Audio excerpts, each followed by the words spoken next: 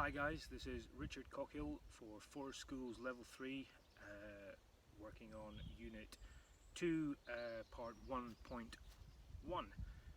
Today we're looking at personal protective equipment, both in accordance to the students and the leader, and things that might be shared or carried along to any session that we're running. I'll start off with the young people or the students. What we need to think about in terms of their protective equipment is mainly protection against the elements. So as the leader, I would be looking at what time of year it is, what weather that we are likely to encounter, and what's possible. Obviously we won't be too worried about snow showers right in the middle of summer, and we're not going to be too worried about sunburn right in the middle of winter, but anything kind of can happen along that sliding scale, and a running risk assessment to be done in accordance with the season, but to be updated all the time. So if we think about the colder months to begin with, what we want is the students to be wearing layers of warming clothing. So probably like a base layer against the skin, including a good warm pair of socks. Then a mid layer, just something that we can work in the woods in. Probably something including either fleece type top, something that's a bit insulating, or a hooded top with long sleeves, just to trap in all that heat. Something that can be put on if we're not working and we're getting cold, but something also that we can take off and lose a bit of heat if we're working hard. And then the option to top all that off with a waterproof layer. And the waterproof layer obviously protects you against rain, but most waterproof layers are also give a certain amount of wind protection as well.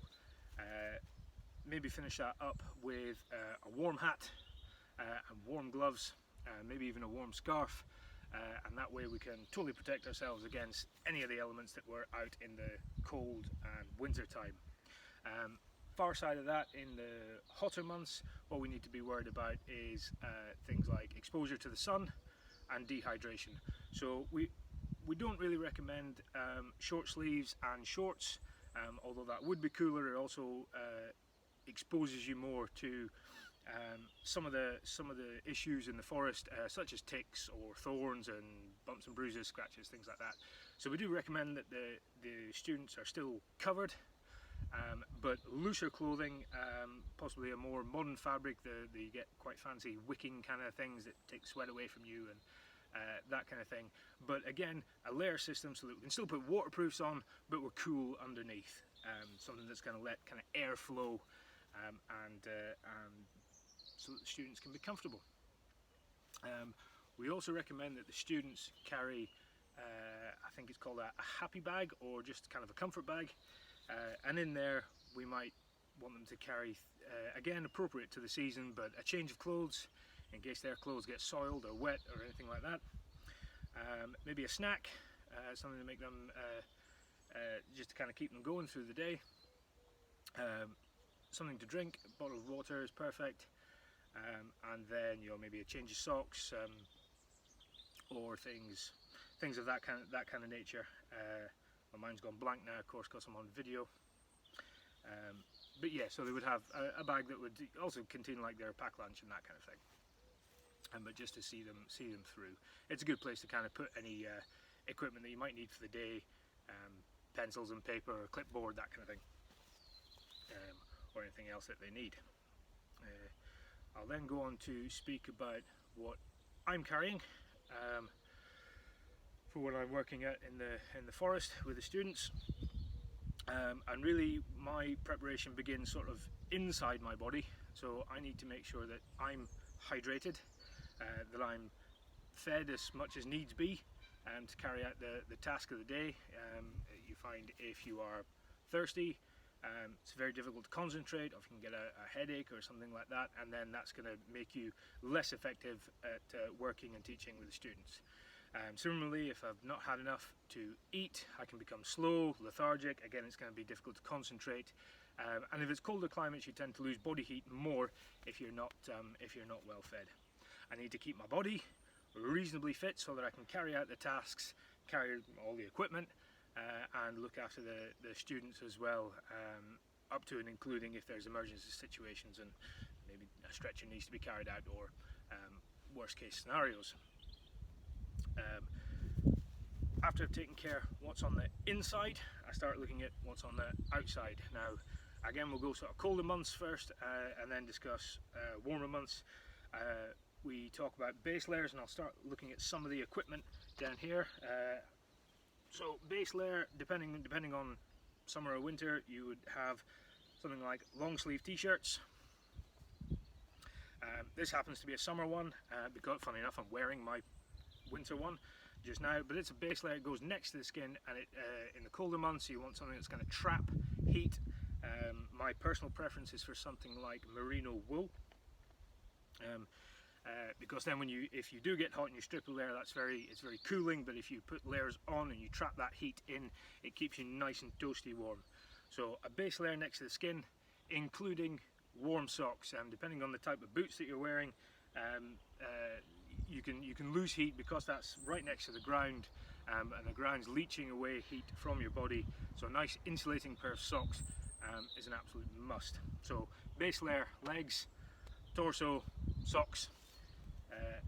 There we go. Next is we're looking at our mid layer, and you can see kind of what I've got on here. I've got some quite thick outdoor trousers. They're lined, so they're very good for working in the outdoors. It's something that I can walk in. It's something that's got freedom of movement, but also this particular pair are like windproof, water resistant, but just something that's hardy enough to deal with thorny bushes, nettle stings, things like that, and something that's, above all, that's going to be comfortable. And pockets, I love pockets. On the top layer, just now I've got a kind of a workaday shirt. This one's wool. And again, it's because it's quite an open weave of wool, this particular design, so that if I'm working and I'm getting hot, I'm wearing just a shirt, the breeze can come through and that cools me down. But if I get cold, I can put another layer on, and that'll trap the heat next to my body and heat my body up. What's next? Next is kind of if we might want to carry an extra layer. So what I've got just now, even in summer months, I tend to carry an extra layer. This is like a puffer waistcoat kind of thing, and it just traps that heat next to my body. And this has loads of little synthetic fibers inside. In fact, we'll maybe get it out and we'll show you. And this just traps air, and then your body heat warms up the air in all these little kind of pockets here. And then when that all heats up due to your body moving, your movement creates heat. That keeps your body nice and toasty warm. So an extra layer, that keeps the bag you saw it packed down there, it packs down really small, and it's no great shakes to kind of carry an extra layer with you. This could also, if needs be loaned to a student. Something that I don't expect to wear unless it gets very cold, but it could be loaned to a student if they're suffering from the cold, if their equipment's not quite adequate. There we go. After that, we might be thinking about then waterproof layers. So waterproof trousers, and actually all my equipment is laid on my waterproof jacket just now. When I wear waterproof trousers, I prefer a thin layer, because I'll put my warmth on my legs in the first place, and then just a thin layer for waterproofing on the outside. However, I find if I'm cold, I prefer it on the top layers. So my jacket, although it's got a waterproof shell, it's got a removable fleece, so that again I can layer all that up and become quite toasty warm and waterproof on top of it. Very good. In this bag that I would take into the woods with the students, I do carry a spare pair of waterproof trousers if somebody's gets ripped, or if it's particularly bad weather, somebody's forgotten it, or there's an issue. So there's a spare pair of sort of smaller trousers there. And then we get on to extremities. So we've already taken care of our socks. After that, we want something, an appropriate footwear in the woods. For the students, we generally recommend something like a Wellington boot or a hiking boot, but just something that's going to be comfortable and waterproof. Waterproof kind of being the main issue. We can go through puddles and mud and that kind of thing. I personally prefer something like a hiking boot. Just today I've got on a more of a safety boot kind of thing. It's appropriate for the terrain that I'm coming through today that I had to take to get here. But just something that's going to protect you against, you know, thorns and twigs and things like that, protect your feet. But also something that's going to keep you warm and reasonably protected. I'm going to be comfortable for wearing all day. I personally find wellies kind of rub my feet and it gets nasty. So that's my personal preference, and it's always obviously that folk need to go for their personal preference. Sticking with extremities, we might think about things like hats. So a warm hat to keep the heat trapped in the winter time, and a more kind of a sun hat in the summertime. So it's just to kind of shield your eyes from the sun and keep you cool. This particular version is also waterproof, which is nice. But this is the one that kind of comes with me most of the time. In terms of like protective equipment, I quite like to wear a hat. I've got long hair, which is normally tied back anyway. Similar for the students, they need to tie back long hair if they're working with the fire or working with tools. But a hat can kind of do the job as well if the wind's whipping about and that kind of thing. Also then gloves. You can have a nice big thick waterproof warm pair of gloves. So if I'm standing and not being very active, I can put a big warm pair of gloves on. It doesn't take much body heat to keep my extremities warm, and then if I need to work I can whip them off and do the chore. But they very insulating, and keeps kind of your fingertips nice and warm. It's very handy. Also in the glove department, we carry a pair of work gloves, especially good for if we're working with cutting tools or if we're working with fire. These are leather. I've had lots of joy with leather, and that tends to be the most protective out in the woods I've found. So a nice pair of work gloves. They can also be worn to kind of keep your hands warm and reasonably waterproof as well, depending on the conditions. In terms of personal equipment, the only other thing that really comes with is sometimes is a pair of sunglasses, which go in the backpack. They can be just as valuable in winter for snow glare, or as in summer for protection against the sun.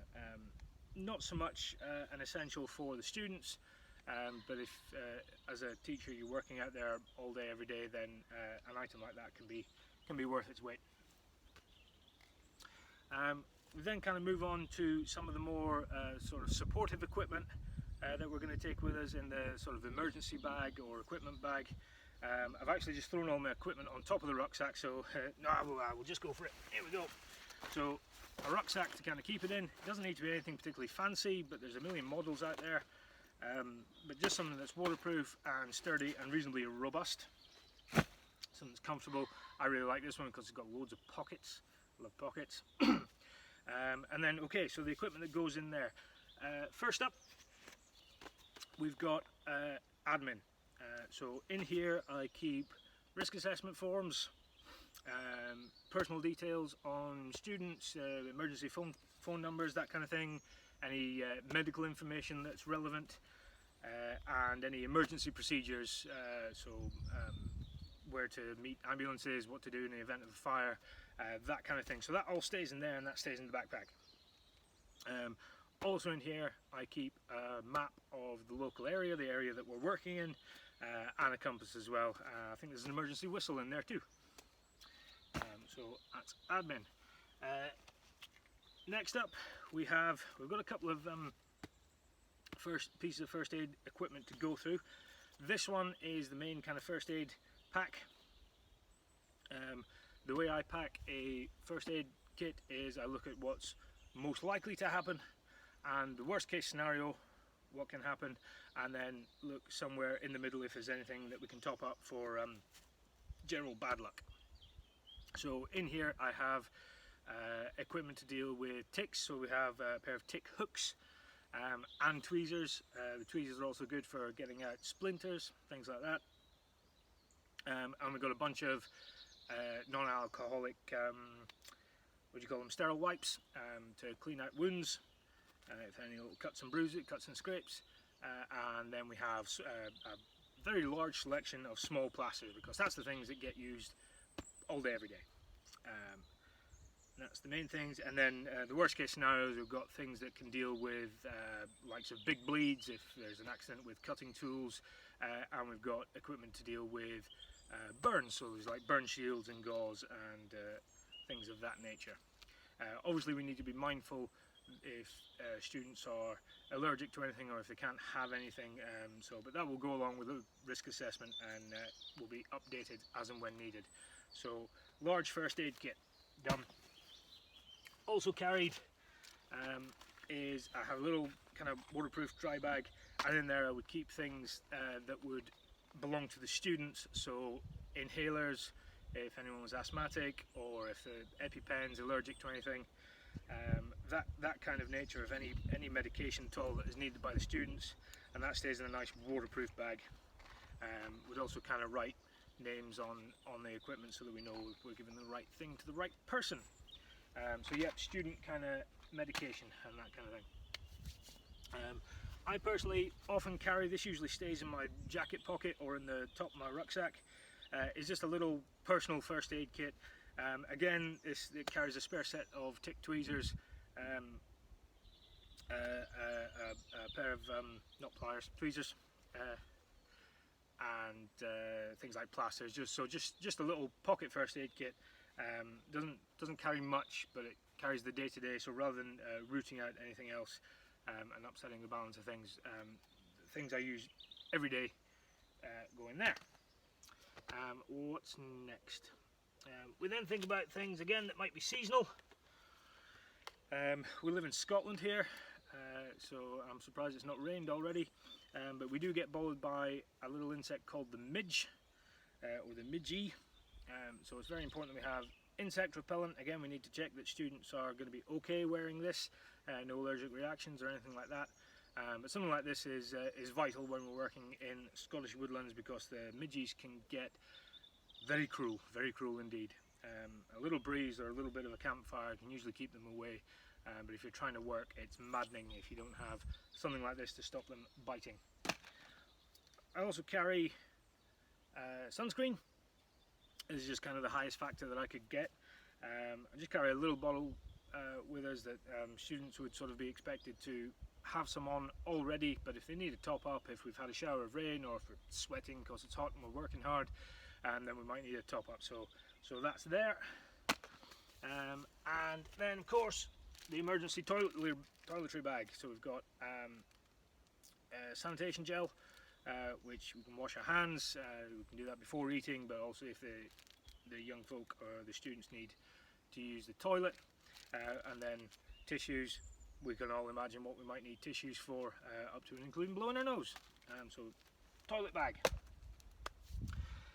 After that, a few sundries. We carry a large tarpaulin.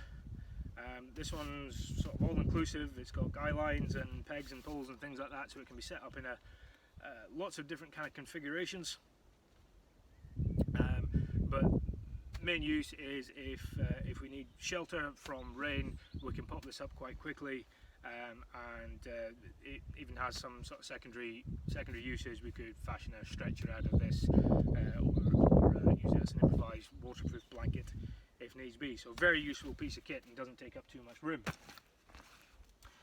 Sticking with the emergency theme, we also carry these sort of waterproof bivy bags. I've got two in here, and if someone's coming down with hypothermia or similar conditions, or we need to get someone in the dry very quickly, we've got these. These are great because they're absolutely ridiculous colours that can be seen by helicopters and all kinds of fancy stuff like that. I love the fact that these have got survival instructions written on them that of course you really should have read before you go out, but hey, it's there, better looking at it. But they don't take up much room and they stay in the bag. And they've got a myriad of sort of secondary uses if you were in a survival situation. That's very unlikely with us. But if we need to get someone dry quickly, there's an option. It's worth saying that in the first aid kit as well we have a foil blanket. It sort of packs down very, very small, and it reflects heat, so if someone's in shock, or if they are going down cold, then we can wrap them in this blanket, and it provides warmth. It just reflects, bounces warmth back to you.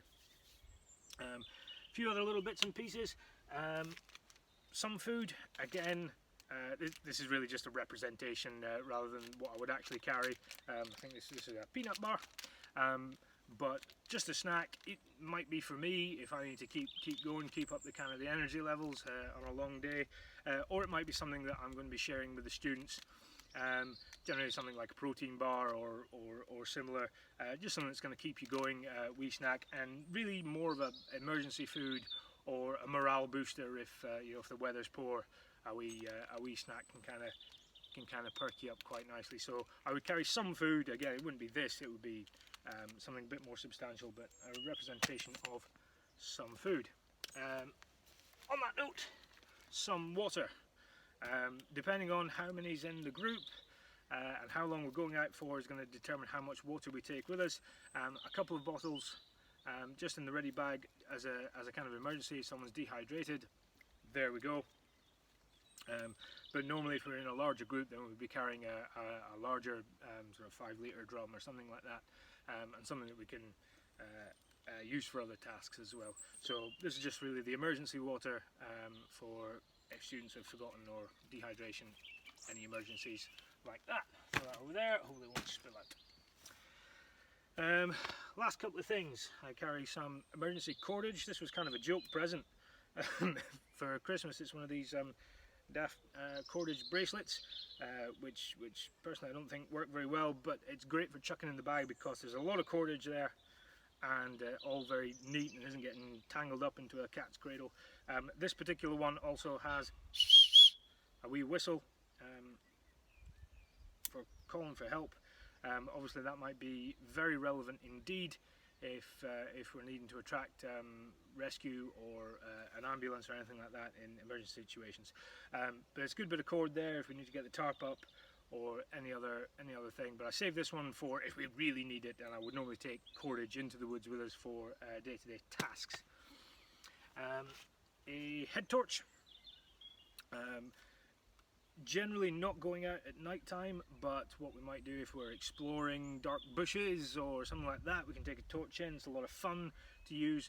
But again, if there's a first aid issue, we need to see splinters being taken out or anything like that, this is a really handy bit of kit, or map reading, or anything like that. Or I suppose if we're out after dark for whatever reason, the use of a torch, very obvious. So yeah, handy torch.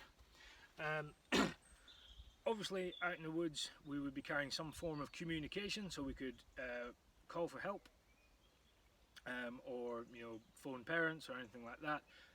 I'm videoing on my phone, so I'm not going to show that. However, I do carry a backup battery.